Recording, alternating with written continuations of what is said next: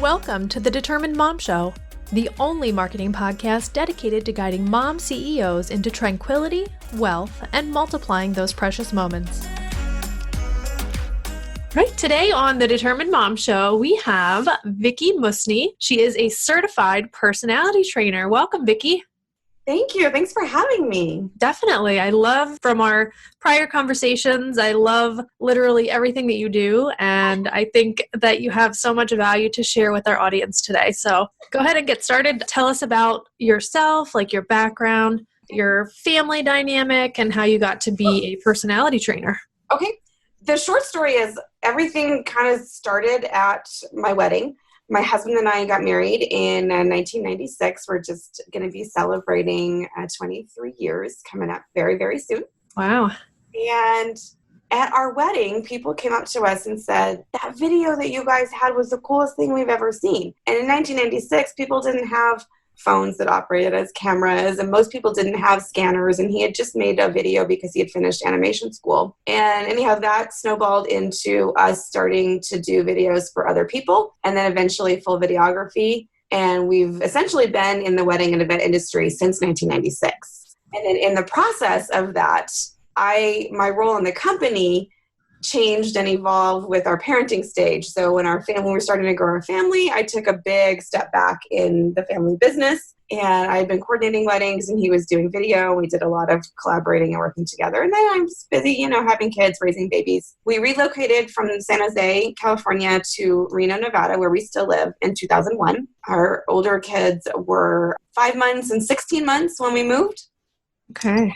And so I still, like I said, was not super involved in the business at that time. But I started to get involved in an organization called MOPS, Mothers of Preschoolers. And that's actually where I started doing a lot of speaking and teaching, and basically teaching survival skills. How do you have two kids 11 months apart and not want to kill yourself or someone else? And how do you survive? How do you organize your life? How do you get food on the table every night? And then I had two more kids 14 months apart a few years later. And so I really got involved in MOPS and started doing a lot of public speaking.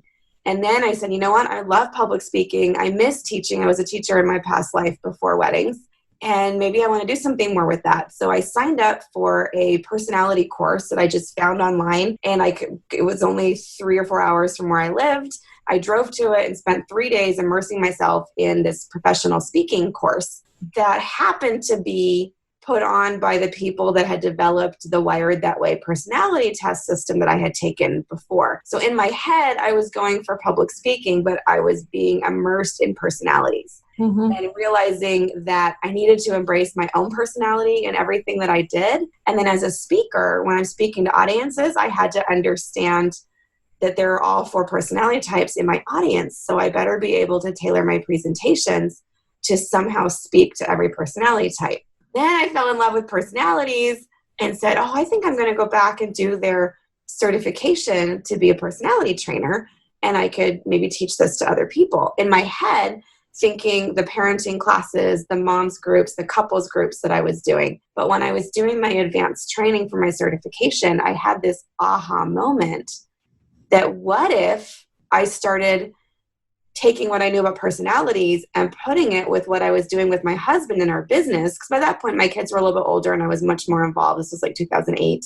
Mm-hmm. And I was the one doing sales and meeting with clients. And it was this big light bulb moment for me that, oh my goodness, if I understood the person's personality type I'm doing a sales meeting with, I could totally change the way I communicate with them and hopefully connect with them better.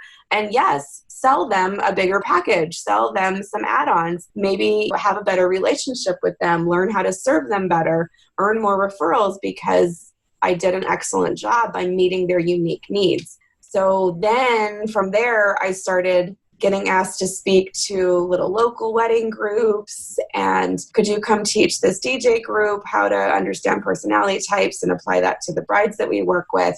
And then from there, somebody said, well, hey, I'm part of this regional conference. Would you come to that? And then I started speaking at national conferences, and then I've done 4 or 5 international appearances, actually more than that, because I've done Mexico twice, Australia twice, and Canada 4 times. So yeah, it's been super fun, and it just kind of one thing really led to another. So now I feel like I'm in a really unique place because I have 2 separate things going. I have the local business that my husband and I still run, which is still in the event space, but we've shifted away from weddings. And then I have the personality training, which I get to teach other business owners and sales professionals how to understand themselves and their clients better. So it's really fun. I get to kind of have my feet in two different worlds and build my own schedule around my family life, which is also really important to me. So. Yeah, that's awesome. So a couple questions for you. One is, have you always worked from home? Like, did you ever do anything like before you had kids or like, when your kids were little outside of the home? I was a teacher in my past life before kids. Okay. And honestly, I didn't last very long. I think I was very independent and stubborn. And frankly, I just didn't make a very good employee.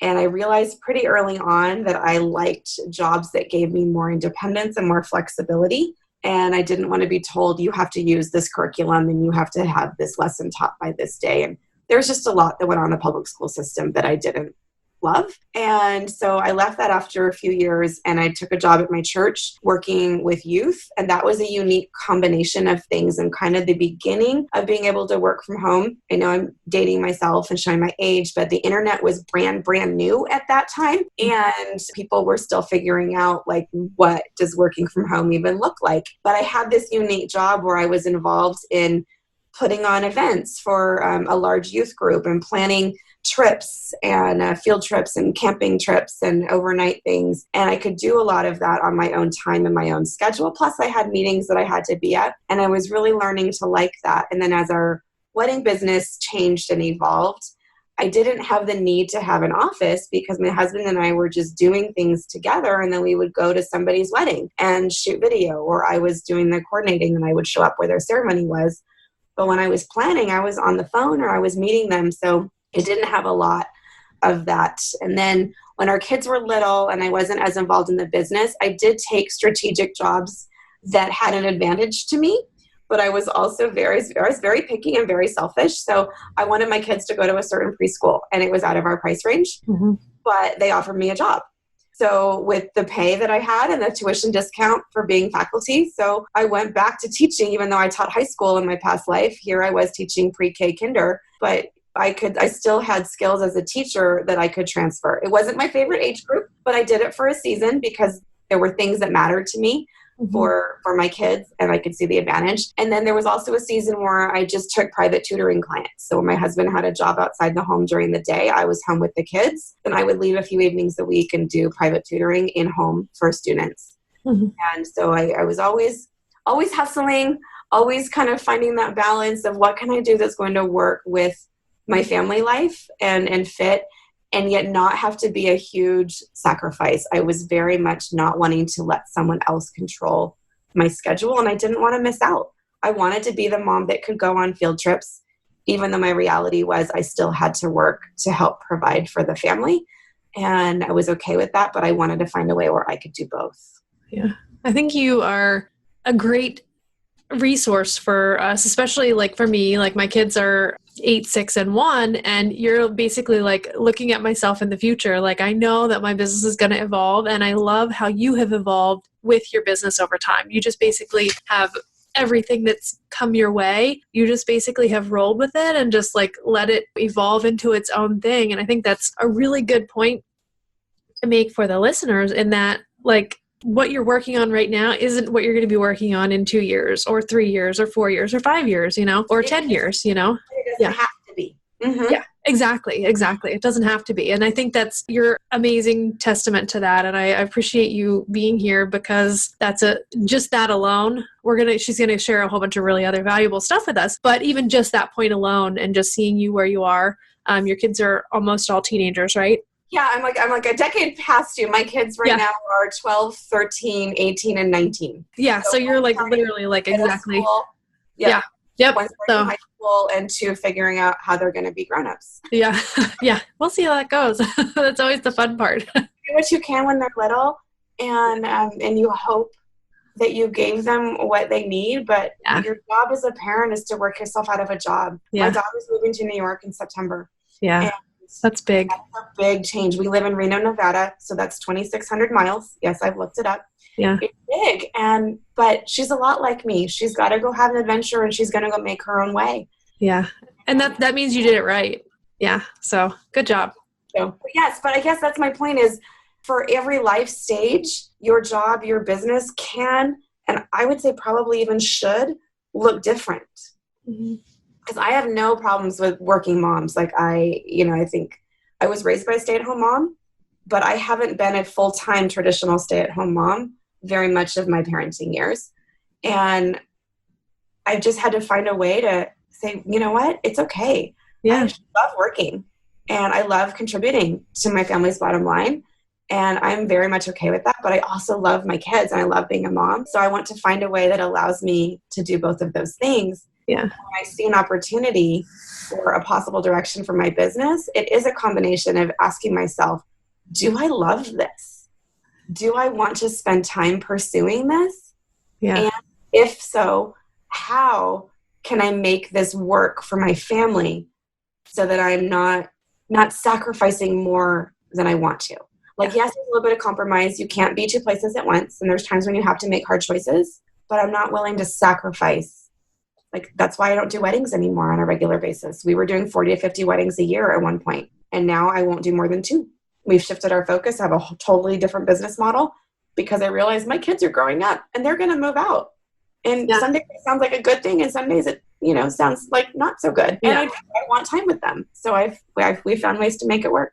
Yep. And usually, once they move out, it's like, they find that independence and they may come back for a period of time, but it's definitely like a shift in the whole dynamic. So, yeah. Well, that's awesome. Well, thank you for sharing how you've gotten to where you are. Again, I think it's just an amazing journey and amazing story. So I know that you're going to share with us some insight into personalities and basically how you can identify personality types. Is that right? Yeah, I love personalities, and there are some great, great tests out there. In fact, the one that is my favorite and the people that I trained under, it's Wired That Way. You can find it on Amazon for a few dollars, $3 or $4. It's a little 8-page paper booklet, so old school. You can, if you find copies of it online, they're not legal. I'll just tell you that straight up. Okay. Typing it up. Like but printed copies or? It's printed copies. You order the little book and print it and fill it out. And there's 40 questions where you're basically choosing between 4 different words. And they have test definitions in there so you can be really accurate about it. But it essentially helps you identify and it measures the 20 most common strengths and the 20 most common weaknesses for each personality type. And when you are honest about where you are in that, it will give you a pretty good picture of which personality types you are. So I love that test. The one thing I will say, if you get it, it uses words on there like sanguine, choleric, melancholy, and phlegmatic, which are weird words. They're rooted in like the Greek terms because the whole process was originally thought up from a Greek thinker in like 400 BC. So anything you see that has 4 of anything, the research goes back thousands of years. Yeah. And anything new is just different people's spin on it. So I don't use those Greek-based terms anymore. I use the colors that system associated with it. And the colors, I think, are easier to say. First of all, we all know our colors. Yeah. And there's a good mnemonic device for why we use each one. And then also, I think the idea of blends is really important because I don't want anyone to say, oh, if you take a test and you scored highest in this box, that means you are always going to behave this way. It's not that cut and dried. It's part science, part art. And I think with colors, like if you just look around whatever room or vehicle you are in right now while you're listening to this, what do you see that's blue? You probably see something, if you're wearing blue jeans, or you can see the blue sky or something blue on your desk or in your kitchen, wherever you are. How many different shades of blue do you see? But yet your brain recognizes them all as blue. So if I tell you, oh yeah, you look like you might be a blue personality, I'm not saying that you are exactly the same as this other person who's a blue personality, but you will have some general traits in common. And if you can learn to identify those traits in people without having to take the test, that's where the real strength lies. Because if you're doing this for yourself, or if you have a partner or a spouse that you work with, or some employees maybe, or a team, you can say, hey guys, we're going to do this as a team building activity. I'm going to buy everybody a copy of this little book that Vickie recommended, and it's, we're going to take this, and it's going to take 45 minutes, and then we're going to talk about it. That can be a great team building activity. But in the real world, you can't walk up to a potential client, for example, and say, hey, I'd like to figure you out better and I'm having a little trouble. Could you take this 40-question test so I can understand you? It's only going to take 45 minutes. Yeah. That's not real world. Yeah. But if you can train yourself to start thinking about people this way and just basically accept that not everyone thinks like I do, it's probably a good thing. It's good that there are different personalities in the world. It's good that we don't all have the exact same personality type. But if you don't think like that consciously, we tend to go about life and business assuming and acting as if everyone's going to think like we do. Everyone must process information the way we do. They must communicate the way we want to be communicated with. And everything's going to be peachy keen because I'm going to be really clear. When you step back and go, you know what? Not everybody's like me. And maybe not everybody thinks the way I do or values the same things that I do, or they might have different needs than I do or different ways of processing information. Maybe I need to communicate differently. Yeah. Maybe I need to slow down. Like for me, I'm a really fast talker. I'm a high energy person. That's a common trait for the red and yellow personalities. And if I'm dealing with a blue or a green, I have to remind myself, oh yeah, I better slow down. Maybe I should even speak a little bit quieter. I might be freaking them out. I might be overwhelming this person. And so listeners, if I was going way too fast for you in the beginning, I'm sorry. I will try to slow down for you right now. But that's who I am. And if you know who you're going to be speaking to, you can kind of make those little changes and just change the way you say something, how you say it, the volume, the tone, your pause, or even word choices. And so if we've got time, I can go through and just give you the quick overview, the basics of the 4 types. Yeah, I would love that. I think the audience would love that too, just to kind of get an idea. I already know, like I can already see my daughter is like either a blue or a green because she's like very like slow talking and like yep. Yeah. Okay, so listeners, if you happen to be note takers and you're visual and you want to write this down, just draw 4 quadrants. And so you have 4 boxes, like 2 on the top and 2 on the bottom. Okay. And then write yellow in one of the top boxes. Okay. The 3 most common traits, and yellow, you can even like draw a little sunshine if you're creative and artistic, because that's what I want you to think is bright, sunny, loud. But the 3 main identifiers for a yellow personality are loud, open, and cluttered. And again, not saying that all yellows are all 3 of those in equal amounts, but most yellows tend to lean in those areas. Yellows tend to speak loudly. We carry ourselves loudly. We tend to gravitate towards bright, loud clothing, big, bold jewelry, just different things that help us stand out. We like to be the center of attention.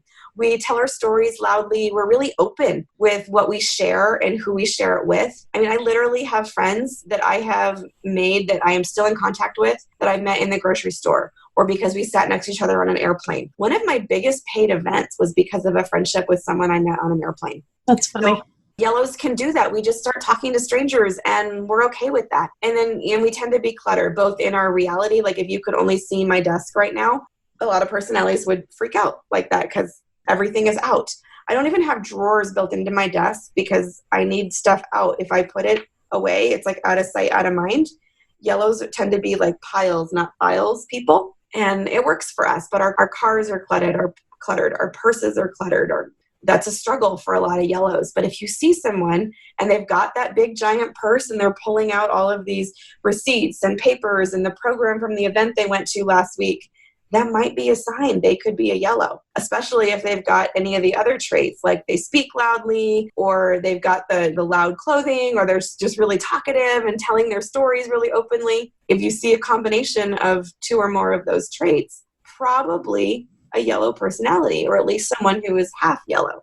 And, that's the easiest one. Okay. That's the easiest one to identify, so I always explain that one first. And then whatever box you wrote down the yellow traits in, I want you to go to the opposite on the bottom side, the opposite corner, write blue, and then draw like a few waves because I want you to think blue, deep like the ocean. And the reason they should be in the opposite quadrant of the yellow is that they're opposite in almost every way. So that the main, most noticeable identifiers of a blue personality, guess what? They're quiet, they're more closed, and they're really neat and tidy. So blues tend to process more internally, where yellows have that loud, open, everything is just out there. Blues tend to carry themselves more quietly. They speak more quietly.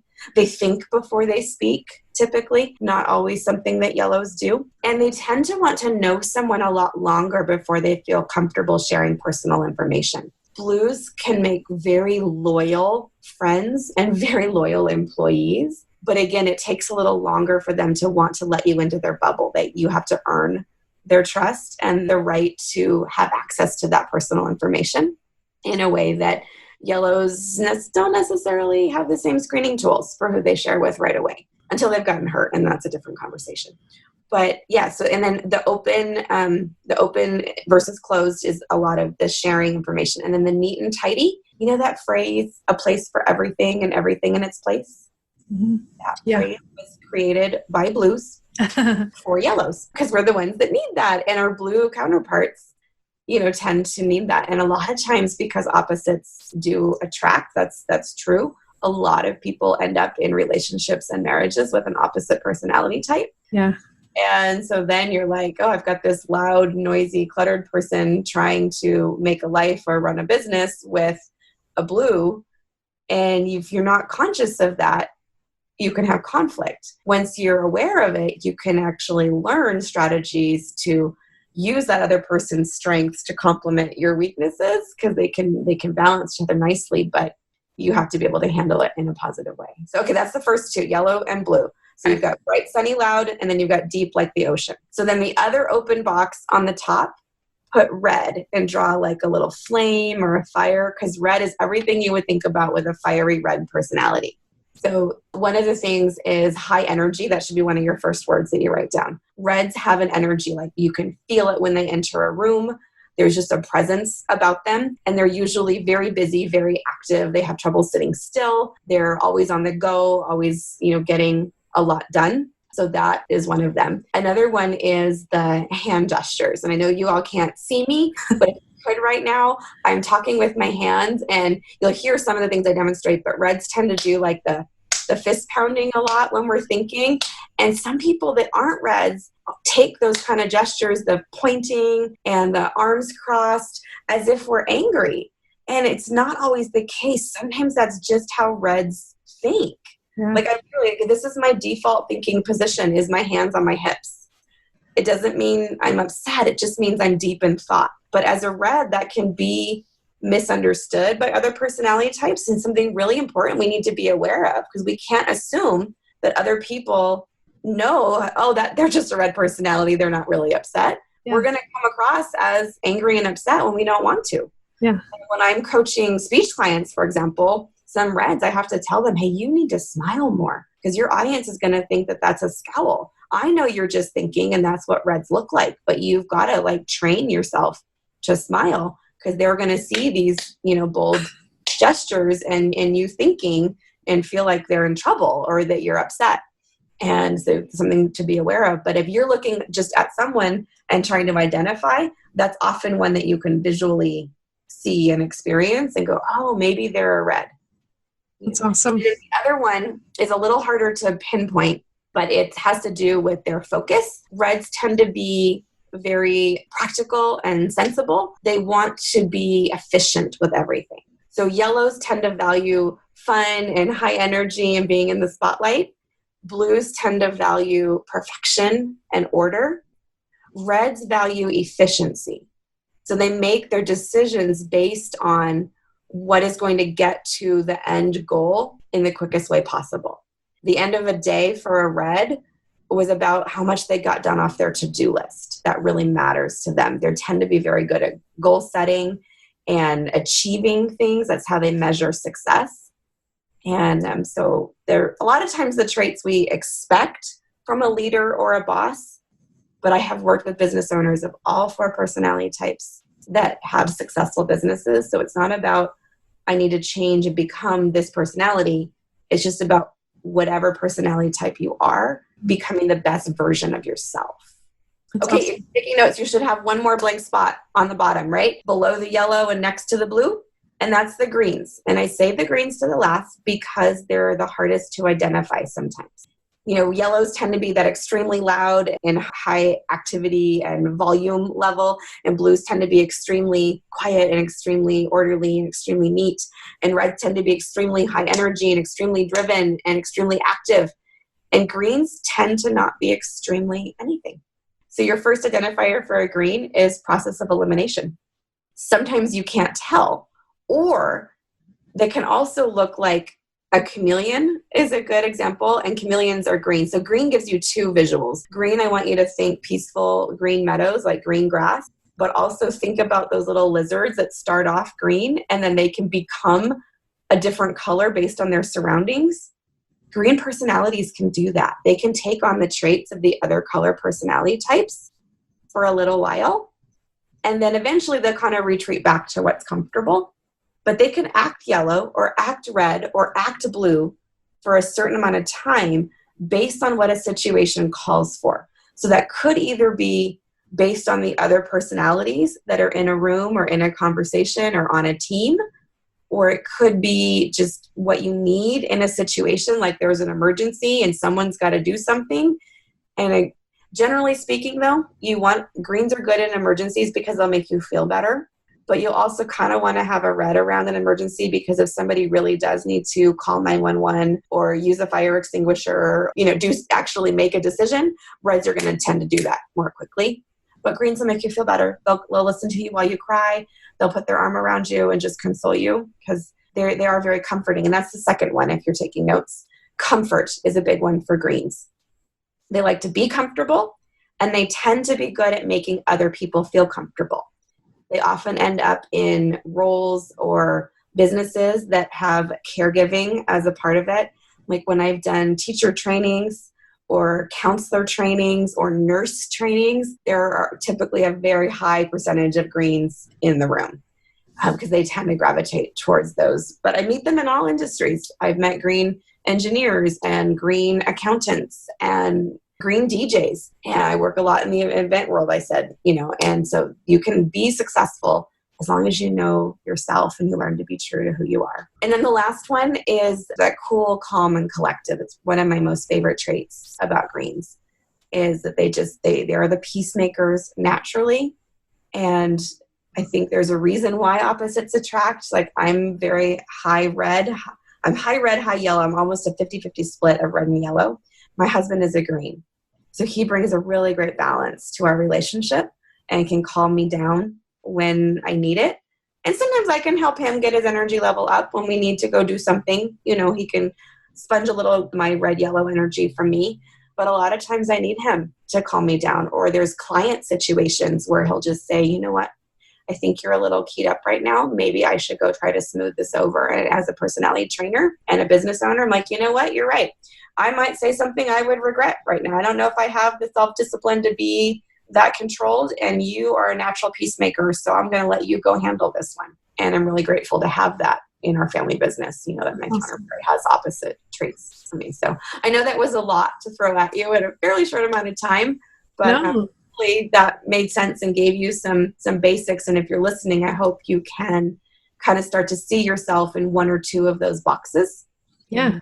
I think it's great. And I did have a question. You kind of answered it a little bit, but is there you said green tend to be caretakers. What about the other three? Are there industry related examples you can give? I don't know, a lot of blues accountants are blue or something. Yeah, blues stereotypically would be you would think accountants, okay, engineers, people that love numbers and details.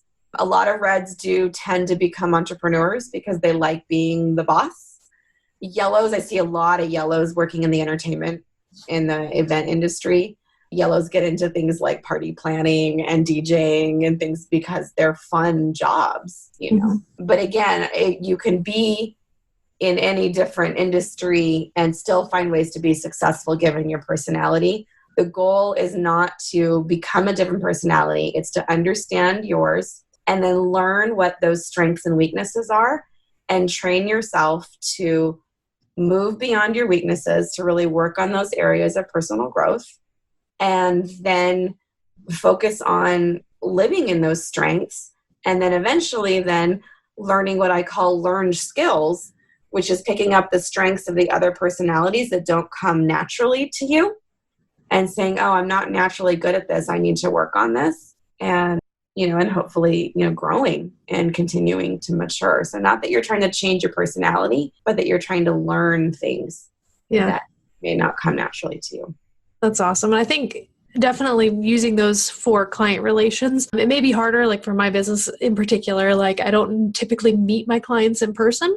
I'll have interactions with them. So a lot of it could be on email and things like that. Are there any non-visual clues? Great question. But every personality has like their buzzwords, Mm-hmm. I think, and they're all kind of rooted in those descriptions and in those core needs. So for example, I'll start with the yellows again, just because I'll keep the consistency. But if you know that yellows tend to be high energy and they love to tell stories and they like being the spotlight, when you see descriptions of things or people or words that use, words like, I felt like a princess, or I just want to tell my story. The photos are really important to me. Or someone that's taking a lot of selfies, or they're using words like fun and excitement in what they're looking for when they're describing their vision. That can be a clue, even if it's coming to you via email. When you start seeing those words, that they are a yellow. If your email, for example, has a long bullet pointed list, you might go, oh, okay, that could be a blue or that could be a red, but because both reds and blues tend to like bullets. Blues will tend to give you a longer list because they're the really deep thinkers and they love a lot of details. So when you start getting requests for more information, can I read more reviews? That click more tab on your website, that is there for the blues because they are the ones that want more details. And so those kind of words like order, perfection, timeline, schedule, very specific questions, those are often blue buzzwords. Reds, because they value efficiency, they tend to get to the point really quick. So their emails and text messages tend to be a lot shorter and very blunt. And that's why it's so easy to think that reds don't care about people, or no, they're just not really good at small talk, because they're focused on the bottom line, getting to the point. So when you see really short messages, you want to try to respond in a really short way. Chances are good that's an indicator of a red personality type. And if you come back with a really yellow response, oh, that reminds me of this time when I had a client who did this, and you go on for 5 paragraphs, you're not going to, right? Yeah. There's going to be a disconnect because they just want you to get to the point. Now, a blue may be able to tolerate some of those extra stories because they like details, but they would probably really rather have them in an organized way, like a numbered list or a bullet point or something that's more along the lines of evidence and proof. And then greens want to be comfortable. They're going to be asking you questions about, well, how can you make my life easier? How can you help solve this problem for me? How can you help them? How can you serve them? So words like peace, comfort, simplicity, that will speak to a green even more. So I think thinking at it from a buzzword standpoint is really helpful because it will help you when you're identifying personality types of people that you haven't met yet, because you can hear it if you get a phone call, which I know that's not as common these days, but you can hear the buzzwords along with tone of voice, volume, pacing, but if you just have email or a written message, a website inquiry, looking for that. And maybe even asking some specific questions that might give you a little more insight. Mm-hmm. Depending on your industry, you can tailor a question that might give you some clues. But the flip side of that too is then when you're going to market, you can think about how you want to start incorporating these buzzwords in what you're putting out into the world too, especially if there's a certain personality type you love to work with that you really want to try to attract. That's great. I never even thought of attracting a personality type, just mainly like we always talk about like ideal customer avatar or whatever, like mine is obviously moms that own businesses, but within that, obviously there's going to be moms that own businesses that I'm going to work better with. So it's very interesting. I never even really got into that thinking, and I'm so glad that you are here and sharing that with us. So what I tell people is go back and look at the clients that you absolutely loved working with. Like the ones that either they're still your clients or they're your friends. Like especially in the event world, like once the wedding happens, it's kind of over. Like we kind of hope we're not going to get hired to do another wedding. Like maybe we'll get hired to do a different kind of party, but we really wish our clients well. But then there's some that we keep in touch with. There's some that we will still go out to dinner with. Like they've become friends. So what you want to do is think about, who did I absolutely adore working with? Who allowed me to do my best work? Who did I just look forward to working with, versus when you see their name on the phone, there's some clients who are like, oh, I don't have the energy for this one. Yeah. Sometimes it's just a personality thing. And there is a personality type that you work the best with. And if you realize what that is, then yeah, you want to shift your marketing to include more of those buzzwords and phrase things a little bit different. The questions that you ask, how can I help you, versus how can I solve this problem for you? They're slightly different, but help is a little bit more green and solve is a little bit more red. Mm-hmm. And so there's just subtle changes that you can make. And again, it's not perfect. It's part art, part science, but you can try. You can intentionally be looking for a certain client, or you can look at your marketing and go, oh, wow, my whole website like screams yellow. There's no way a blue client would ever want to work with me. And I don't want to alienate that person. So maybe you want to make tweaks to diversify your marketing. Yeah. And again, I see this all the time in the wedding and event world, because, okay, with a wedding, you can never have just one client. Like there are literally at least 2 people required to have a wedding. And then the reality is there's also other decision makers, because a lot of times they will have parents that want to give input and they're doing research before they write a check or before they hand over the credit card. Or there's a maid of honor that is a high influencer for a certain bride, or whatever the case may be. You've got to be able to speak to all different personalities. But if your website is super skewed in one direction and you've got all these different personality types you're going to try to please, you're going to have a hard time connecting. Yeah. Whether it's website, whether it's your online social media presence, whether it's printed material, even just a fun exercise I've done when I've done trainings is pull out your business card and give it to someone that's, had the same experience with me. And like right now in the seminar, what color is your business card? Look at your logo, look at your color scheme, look at the font size, the text, how much text is on there. And can you identify it in terms of a personality color? Is it a bright, sunny, loud? Doesn't mean there's yellow on the card, but you could have a yellow personality that is zebra print and hot pink in your logo. And I would say that's a yellow personality. Or maybe you have a lot of details and everything is bullet pointed out and the design is very simple and basic and clean lines and not a lot of bright colors. Okay, that's going to speak blue. So you have to decide, and there's no right answer. You have to decide for you, who do you want to speak to and what are you trying to accomplish with that piece? And then is it the right personality to have that job? Because it's part of the marketing and sales. It's a conversation. But the conversation now does not begin with a phone call. The conversation begins when someone Googles you. Yeah. So what you're putting out there is the beginning of a conversation, whether you realize it or not. Yep. And who you're attracting. That's a really good point. And where can people find more about this? I know you've written a few books, or should I say more than a few? Yeah, no, I have 4 that I've written or co-written. So my first one is Personalities for Business. They're all on Amazon. The quickest way is to just type my name in on Amazon, and you can go, if you're looking for the books, you can go straight to the books. But Personalities for Business was my first one.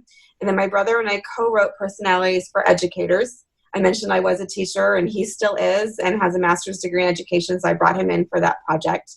And then a good friend and former business partner of mine, we actually co-hosted a podcast together for 3.5 years.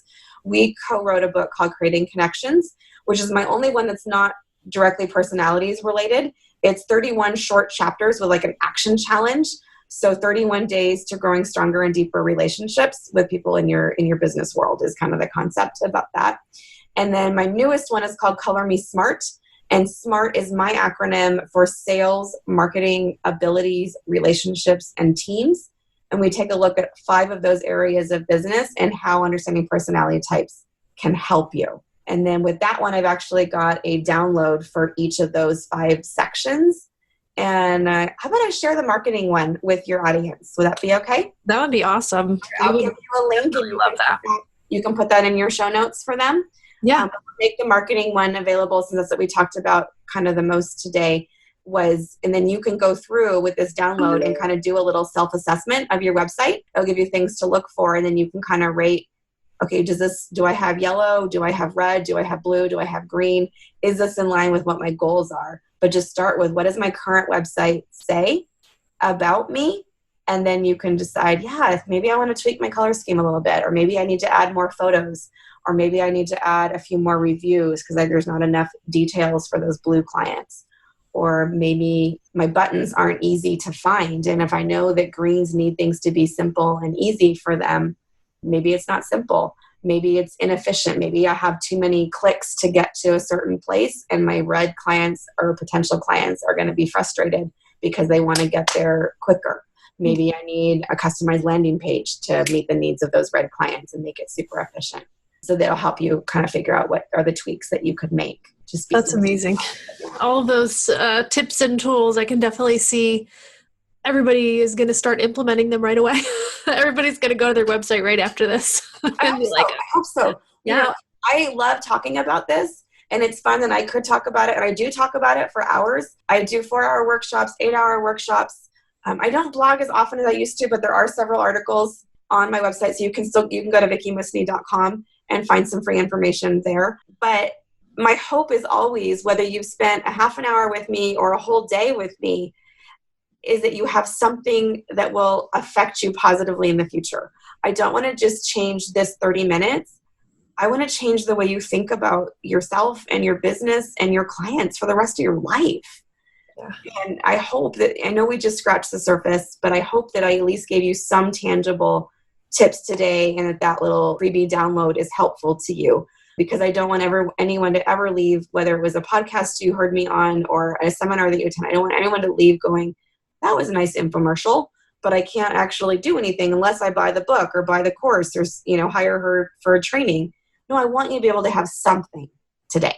Yeah. Well, I think you gave the audience a huge list of things that they can use. I mean, that chart, I was doing the chart, and in my chicken scratch, I can read it, but I'm going to put it maybe in like a little chart or something and put it on the episode page so that way everybody can see it. But I think you gave so much valuable information, and I have 2 questions for you. One is, and I think I already know the answer, but what is my personality color?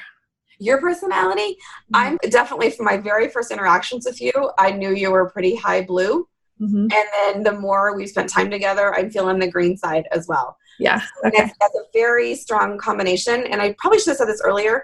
The reds and yellows are the introverted personality types, and the blues and greens are the introverts. So I say it backwards. Yeah. Those are extroverts, and the blues and greens are introverts. Yeah. And just to make sure everybody's on the same page, that does not mean whether you like or hate people.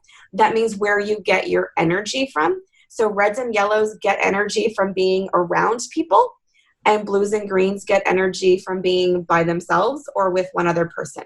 Being around large groups of people for lots of time excites and encourages and energizes reds and yellows, but it will drain the blues and the greens. Yeah. And then looking at it, the top, the sides, the blues and the reds, that side of the chart is the task-oriented. And then the green and the yellow are the people-oriented. Mm-hmm. So again, it's not saying that reds and blues hate people. It just means like they tend to focus on the task. So if you ask someone what they did that day or how their day went, a blue and a red are more likely to talk about how much they accomplished, how much they checked off their to-do list, whereas a green and a yellow is probably going to go first to conversations they had or people they spent time with. Yeah, that's so interesting. Yeah, so but you just from our very first interactions, your systems is something I struggle with because I'm not naturally blue, and just here's the system for how you get to be a guest, and here's the details that I need from you, and everything is automated like it's supposed to be, and you made the process really simple for me, but it was also really organized for what you needed. So I was feeling a lot of green blue. Okay. Good. That's what I was thinking, but I just wanted to double check. But I'm pretty sure I'm blue, but I don't know. But yeah, and I can see the green. I kind of felt a little bit of all of them, but definitely high blue and green. So, well, and again, the chameleon trait is if you're a strong green, mm-hmm. which you could be close to half green, you're going to feel some of that. And then part of it is in what you do, as an entrepreneur and a leader, you're going to have some learned red traits as well. Yeah. Yeah. So, yeah. Yeah. And Okay. if blue is your primary, there's going to be some areas where you kind of lean towards green and some areas where you kind of lean towards red. Yeah. It's on the introversion plane or the task-oriented plane. So those boxes that touch each other, those are the most common blends. Yeah. You're not typically going to be, I'm equally strong in things that are opposite. Yeah, like blue and yellow. That would be weird. Yellow are opposites and red and green are opposites. Yeah. Okay. Well, that's awesome. Okay. And then my last question is, what is your favorite thing about being able to work at home and be with your children? I love my kids. I love that I'm not wasting a lot of time or money driving back and forth to an office all the time. So I love that. I get to be home when they get home from school.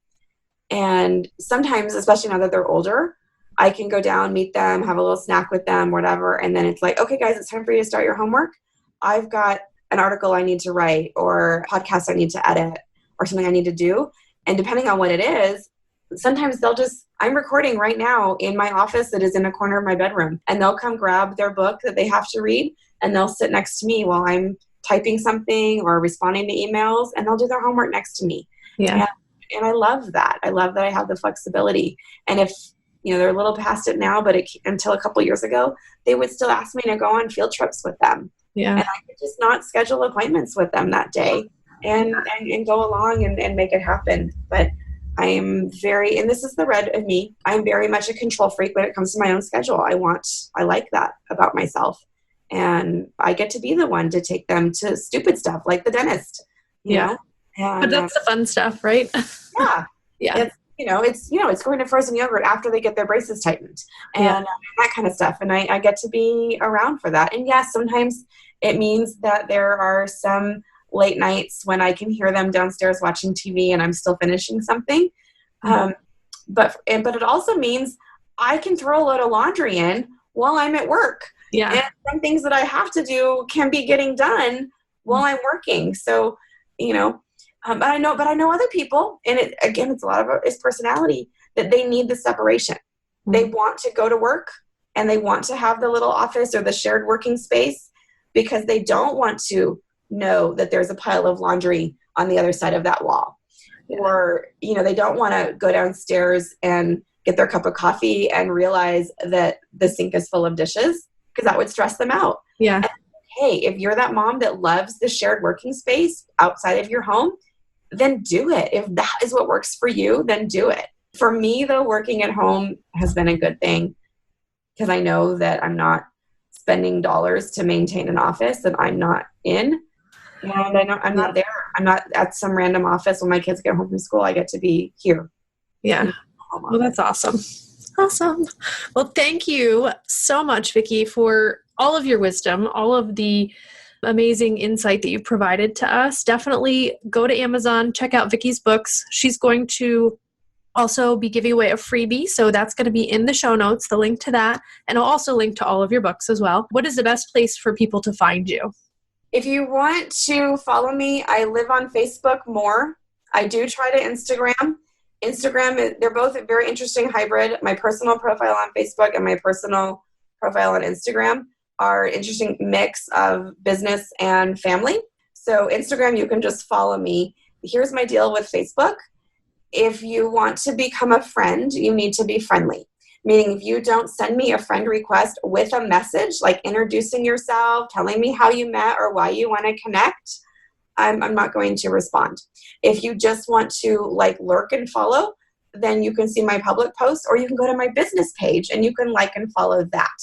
But yeah, that's my personal rule is if you want to be a friend, then you need to send a message and say hi and be friendly. But I think that's a good rule. I do a business page on Facebook, and then my Instagram, like I said, is I do keep it public, but you'll get the occasional photo of my kids and things like that because I'm a real person and I'm part of my working mom, and you might see a wedding or you might see me speaking at a conference, and then you might see me wearing my Aunt Vickie shirt at my nephew's baseball game. Yeah. So yeah, Instagram and Facebook are kind of my two that I use. Perfect.